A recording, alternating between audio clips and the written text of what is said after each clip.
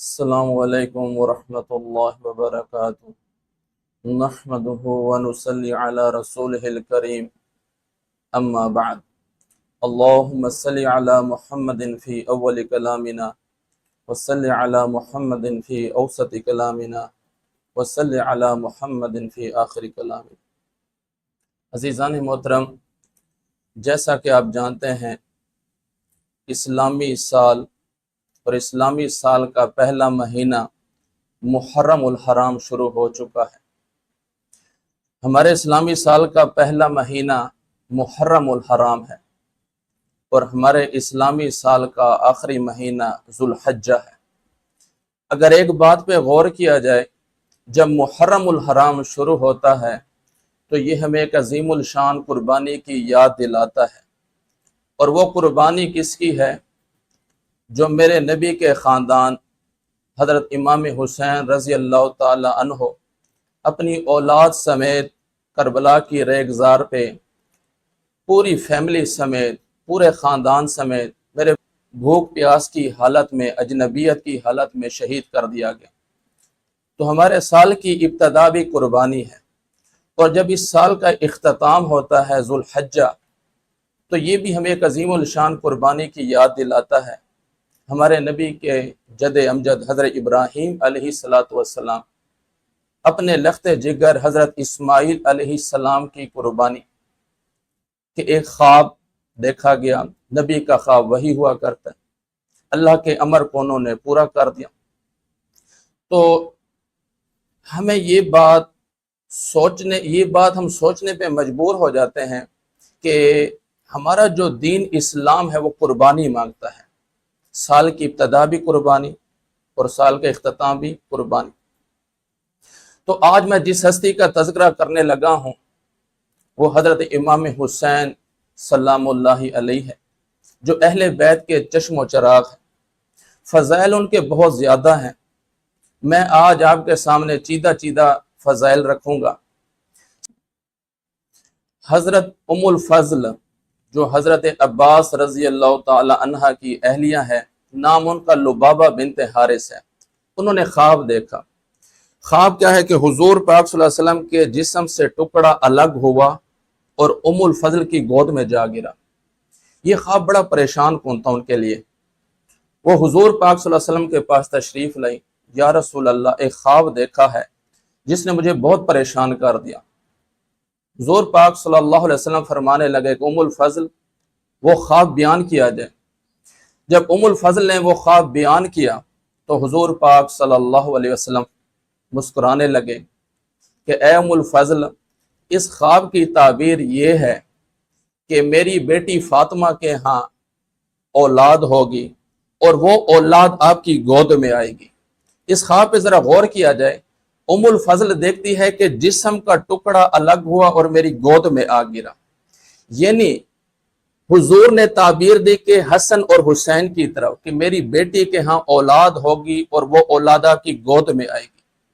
اور اگر دوسری احادیث کو دیکھا جائے، جس طرح قال نبی صلی اللہ علیہ وسلم فاطمہ بضعۃ منی فمن احبها فقد احبنی ومن ابغضها فقد ابغضنی، کہ فاطمہ میرے جگر کا ٹکڑا ہے، جس نے اس سے محبت کی اس نے مجھ سے محبت کی، جس نے اس سے بغض رکھا اس نے مجھ سے بغض رکھا۔ تو اس حدیث سے ہمیں یہ پتہ چلا، اس خواب کی تعبیر حضور پاک نے یہ دی کہ حسن حسین میرے نبی کے جگر کے ٹکڑے ہیں۔ اب میں آتا ہوں حضرت امام حسن کی پیدائش اور امام حسین کی پیدائش کی طرف، کہ امام حسن 3 ہجری میں پیدا ہوئے۔ حضور پاک صلی اللہ علیہ وسلم تشریف لائے، آپ نے امام حسن کو یوں اٹھایا اور علی سے پوچھا کہ علی اس کا نام کیا رکھا ہے؟ حضرت علی المرتضیٰ شیر خدا عرض کرنے لگے، یا رسول اللہ، میں نے اس کا نام حرب رکھا ہے۔ حرب عربی میں جنگجو بہادر کو کہتے ہیں۔ حضرت علی خود جنگجو تھے، بہادر تھے، تو اس لیے انہوں نے ان کا نام حرب رکھا۔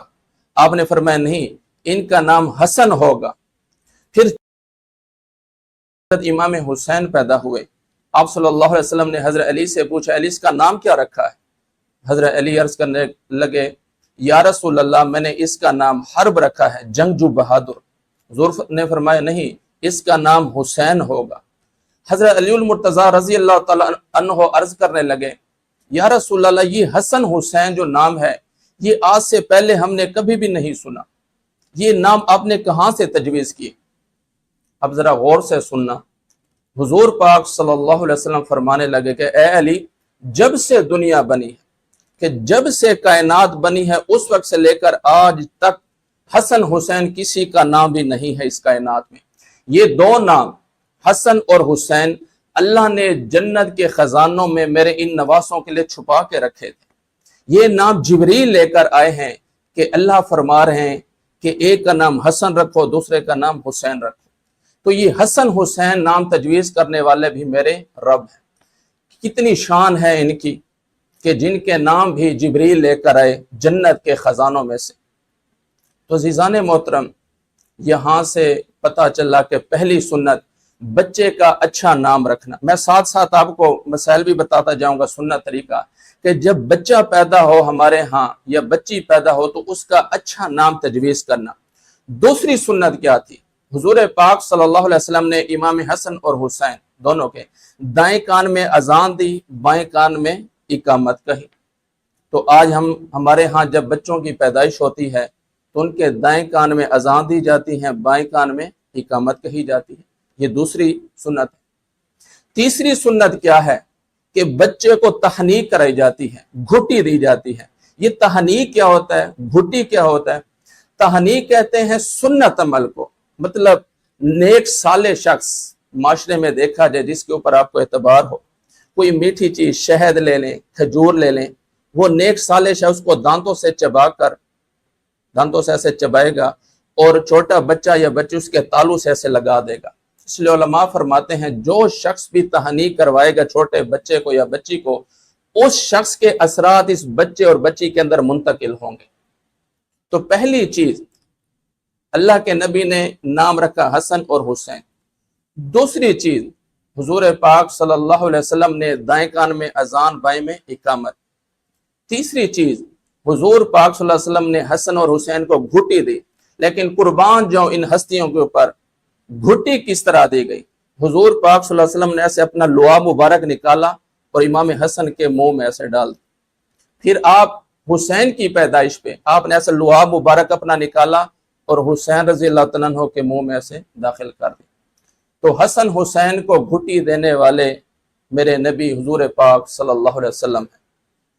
اگر تیسری چیز دیکھیں، چوتھی چیز عقیقہ کرنا۔ 7ویں دن حضور پاک صلی اللہ علیہ وسلم نے حسن اور حسین کا عقیقہ کیا۔ عقیقے میں 2 دمبے ذبح کیے گئے۔ شریعت میں لڑکے کی طرف سے 2 ہے اور لڑکی کی طرف سے 1 ہے۔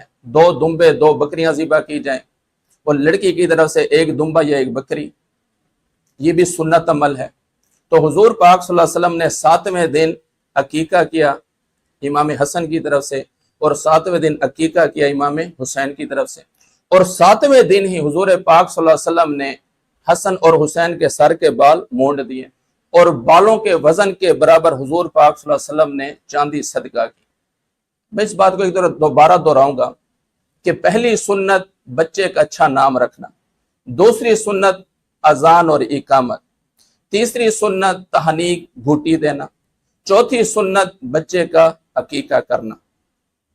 تو میں اس فضائل کو آگے بڑھاؤں گا کہ یہ جو اہل بیت ہیں یہ قرآنی شخصیات ہیں، قرآنی شخصیات۔ آپ صلی اللہ علیہ وسلم ایک دفعہ تشریف فرما تھے، آپ نے سیاہ چادر یوں اوڑھی ہوئی تھی۔ حضرت امام حسن اور حسین تشریف لائے، آپ نے ان کو چادر کے اندر داخل کر دیا۔ پھر فاطمہ تشریف لائے، آپ نے ان کو چادر کے اندر داخل کر دیا۔ پھر علی المرتضیٰ شیر خدا تشریف لائے، آپ نے ان کو چادر کے اندر داخل کر دیا اور آپ نے فرمایا کہ اہل بیت والو، اللہ آپ کے بارے میں قرآن میں فرماتا ہے انما یرید اللہ لیذھب عنکم الرجس اہل البیت ویطہرکم تطہیرا۔ اے اہل بیت والو، اللہ نے تم کو ظاہراً باطناً یعنی اندر سے اور باہر سے بالکل ہر قسم کی نجاست سے، گندگی سے پاک کر دیا ہے۔ یہ پاک نبی کا پاک گھرانہ ہے۔ اور پھر فرمانے لگے حضور اللہم ہؤلاء اہل بیتی، کہ یا اللہ یہ میرے اہل بیت ہیں۔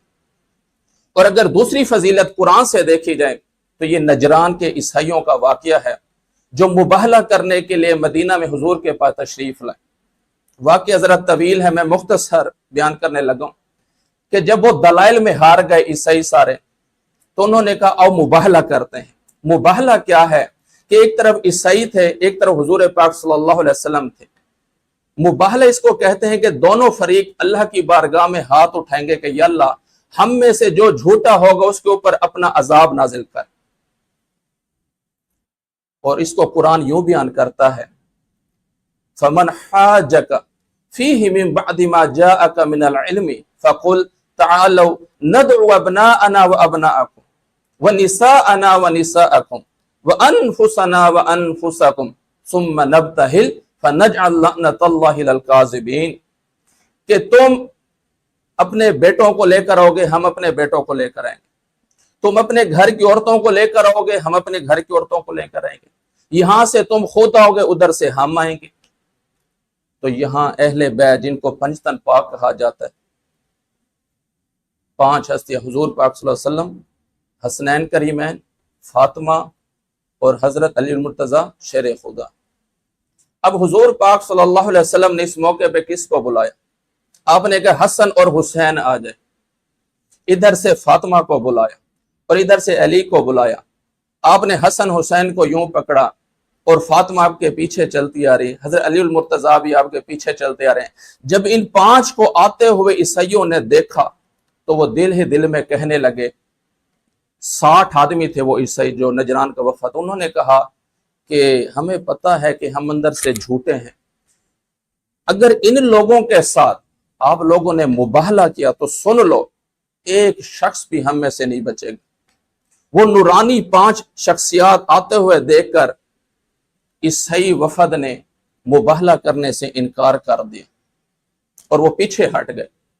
حضور پاک صلی اللہ علیہ وسلم فرمانے لگے اگر یہ لوگ ہمارے ساتھ مباہلہ کرتے تو اللہ کی قسم یہ پوری وادیاں آگ کے انگاروں سے بھر جاتی اور اللہ ایسا عذاب نازل کرتا کہ درختوں کے اوپر ایک پرندہ بھی نہ بچتا، اور یہ جو وفد آیا ہوا ہے یہ ایک بھی یہاں سے زندہ بچ کر نہ جاتا۔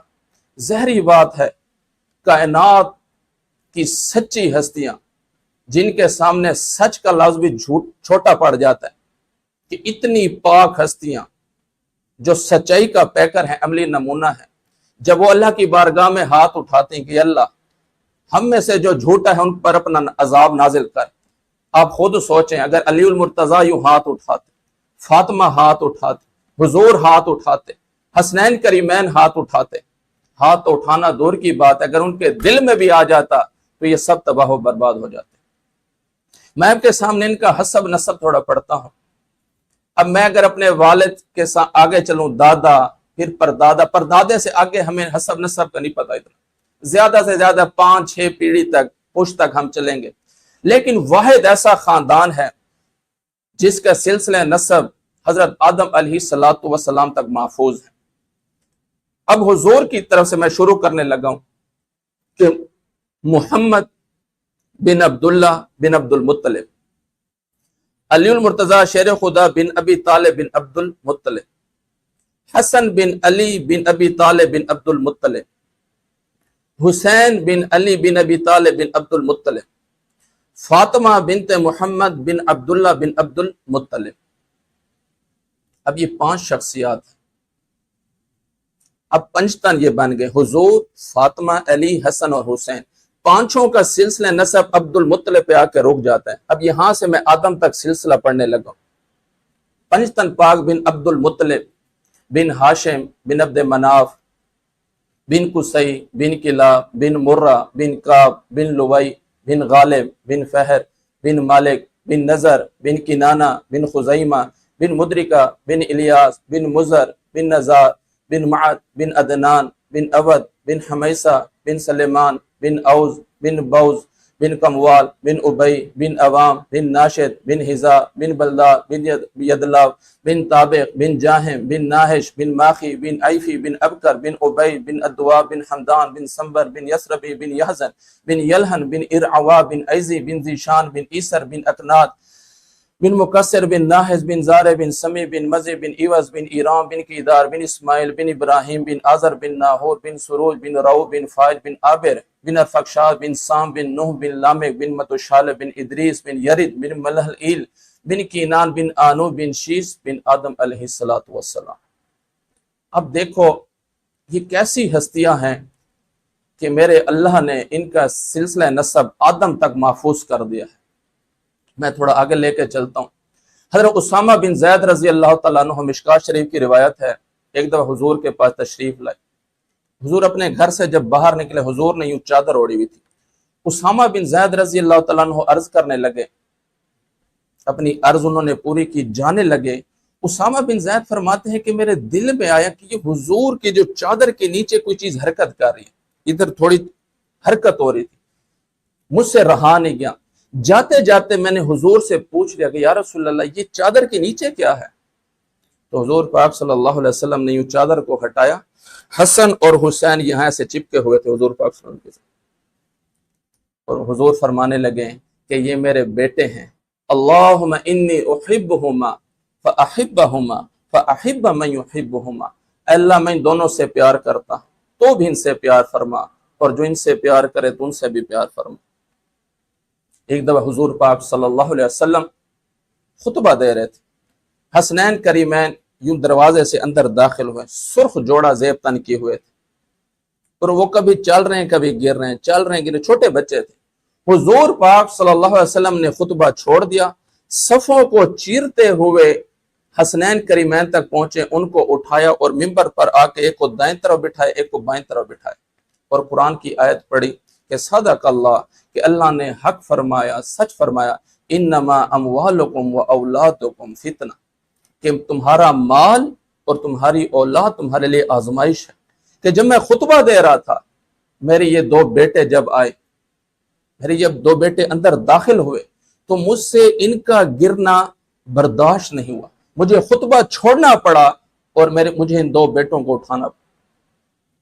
تو اب یہاں سے اندازہ لگائیں کہ خطبہ حضور نے اپنے ان بچوں کے لیے چھوڑ دیا، کتنا مقام ہے اللہ اور اس کے رسول کے ہاں ان کا۔ عزیزان محترم، اگر دیکھا جائے، میرے نبی کے خاندان کو ختم کرنے والے خود ختم ہو گئے، میرے نبی کا اور میرے نبی کے خاندان کا تذکرہ ختم کرنے والے خود ختم ہو گئے، ان کا تذکرہ آج بھی موجود ہے دلوں میں، پوری کائنات کے اندر۔ وہ خود خوشبو ہیں اور پوری کائنات وہ خوشبو سے معطر کر رہے ہیں۔ پوری کائنات میں دیکھا جائے میرے نبی کے خاندان کی خوشبو ہے۔ عاص بن وائل نے حضور کو تانا دیا تھا کہ اے محمد ان شانئک ھو الابتر، یہ کیوں کہا تھا؟ کیونکہ حضور کو اللہ نے 3 بیٹے دیے، عبداللہ، قاسم، ابراہیم، تینوں اللہ نے لے لیے۔ کہ اے محمد جب تو دنیا سے چلا جائے گا، تیرے ساتھ تیرا تذکرہ بھی بالکل ختم ہو جائے گا، کیونکہ تیری اولاد نہیں ہے۔ اللہ نے حضور کو ایک خصوصیت دی، یہ حضور کے ساتھ خاص ہے، کہ حضور فرمانے لگے لوگوں سنو، لوگوں کا سلسلہ بیٹوں سے چلتا ہے، میں محمد صلی اللہ علیہ وسلم کا سلسلہ میری بیٹی فاطمہ سے چلے گا۔ ان شانئک ھو الابتر کا مطلب یہ ہے کہ اے میرے حبیب آپ پریشان نہ ہو، بے شک آپ کا دشمن ہی بے نام و بے نشان رہے گا۔